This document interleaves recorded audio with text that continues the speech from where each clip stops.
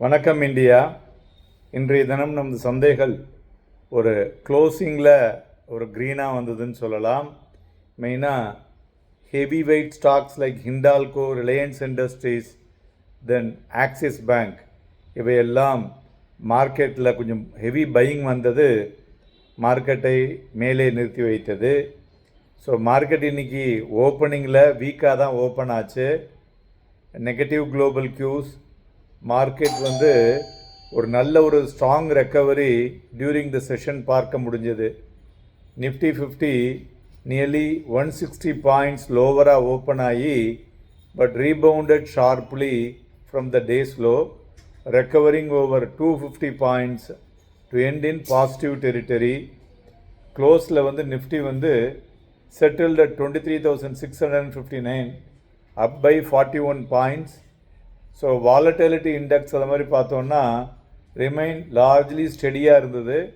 So limited volatility despite global uncertainty அப்படின்னு சொல்லலாம். Global crude oil ப்ரைஸஸும் ஒரு elevated on Wednesday. Brent crude again second consecutive day it is down and at $109 per barrel-ஆக இன்றைய தினம் முடிவடைந்துள்ளது. அதுபோல் நம்முடைய இந்திய ரூபாயினுடைய மதிப்பும் touched fresh all time low 96.96. So US dollar ஒரு moving closer to the 97 mark per USD அப்படிங்கிறது ஒரு அட்டம் டு ரெக்கவர் அப்படின்னு சொல்லலாம். மெயினாக செக்ட்ரல் ஃப்ரண்டில் 7 out of 11 key sectoral indices positive டெரிட்டரியில் இருந்தது. Like energy, auto and realty in the upside. மறுபுறம் media, FMCG and IT profit புக்கிங்கில் வீழ்ச்சி அடைந்த துறைகள் என்று சொல்லலாம். மேலும் இண்டிவிஜுவல் ஸ்டாக்ஸை பொறுத்தவரை பார்த்தோன்னாக்க ஸ்டாக்ஸ் லைக் ஹிண்டால்கோ, ரிலையன்ஸ் இண்டஸ்ட்ரீஸ், பஜாஜ் ஆட்டோ, பஜாஜ் ஃபின்சர்வ், கிராசிம் இவையெல்லாம் ஏறிய பங்குகள். இறங்கினதில் பிஎல், டெக் மஹேந்திரா, எட்டர்னல், டாடா ஸ்டீல், ஹிந்துஸ்தான் லீவர் இவையெல்லாம் இறங்கிய பங்குகள். மேலும் இன்றைய தினம் advances 1542, declines 1345. So market breadth second டேயாக பாசிட்டிவாக இருப்பதை பார்க்க முடிகிறது. 66 பங்குகள் 52 வீக் ஹையையும் 46 பங்குகள் 52 வீக் லோவும் டச் பண்ணியிருக்கு.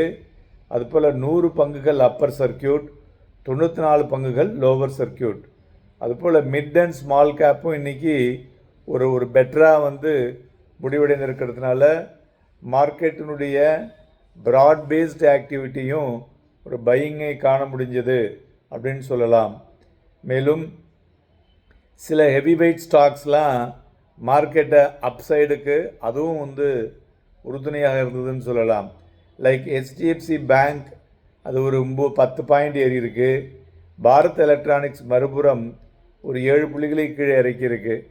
எட்டர்னலும் நெகட்டிவாக ஒரு 6 புள்ளிகள் மார்க்கெட்டில் கீழே இறக்கியிருக்குன்னு சொல்லலாம்.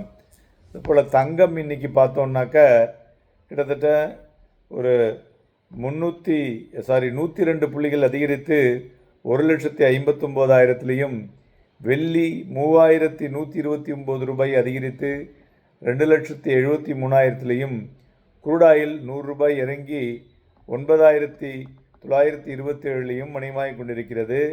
பிளாக் டீலை பொறுத்தவரை பார்த்தோன்னா பிபி ஃபின்டெக், தென் ஹிண்டால்கோ, ஜிஎம்ஆர் ஏர்போர்ட் நடந்துள்ளது.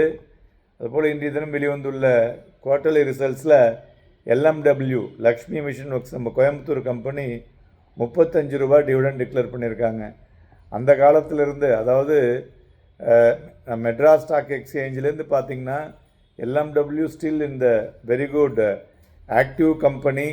ப்ளஸ் அவங்களுடைய பேலன்ஸ் ஷீட் அந்த காலத்துலாம் பார்த்திங்கன்னா அவ்வளோ பிரமாதமாக இருக்கும். அதெல்லாமே மக்களுக்கு ஷேரை வாங்கணும் அப்படிங்கிற ஒரு உந்துதலை உருவாக்கக்கூடிய கம்பெனிகளாக இருந்ததுன்னு சொல்லலாம். Well disciplined and regular dividend paying கம்பெனிங்க அது. அதுபோல் அடுத்தது காப்பர் பார்த்தோன்னா இன்றைக்கி ஒரு சப்ளை டிஸ்டர்ப்ஷன்னால் அதில் கொஞ்சம் மொமெண்டம் இருந்து கொண்டு இருக்கிறது. வாங்கி விற்பதற்கும் விற்று வாங்குவதற்கும் ஏதுவாக இருக்கக்கூடும். அதுபோல் அலுமினியம் பார்த்தோன்னா மல்டி இயர் ஹையை டச் பண்ணியிருக்கு. எகெயின் சப்ளை டிமாண்டு ப்ளஸ் எனர்ஜியினுடைய காஸ்ட். ஸோ இது எல்லாம் அதில் வந்து மேலே ஏறி இருக்குன்னு சொல்லலாம். மேலும் யூஎஸ்னுடைய ஃபெட்டு ஏப்ரல் பாலிசி ரிவைவல் இருக்குது. அது வந்து அனதர் 1 or 2 டேஸில் வர இருக்குது. அது வந்து ஃபர்தர் டைரக்ஷனை மார்க்கெட்டுக்கு டிசைட் பண்ணி கொடுக்கும் என்று எதிர்பார்க்கலாம். அதுபோல் அதை வைத்து பார்க்கும் பொழுது யூஎஸில் வந்து ரேஞ்ச் பவுண்ட் மார்க்கெட்டாக இருக்கக்கூடும் என்ற எதிர்பார்ப்பும் மறுபுறம் இருக்கிறது. நிஃப்டி ஃபியூச்சர் இன்றைக்கி பிலோ ஆவரேஜ் வால்யூம். கடந்த 2-3 நாட்களாக 30-35 லட்சத்துக்கு மேலே நிஃப்டி ஃபியூச்சரில் வால்யூம் இல்லை.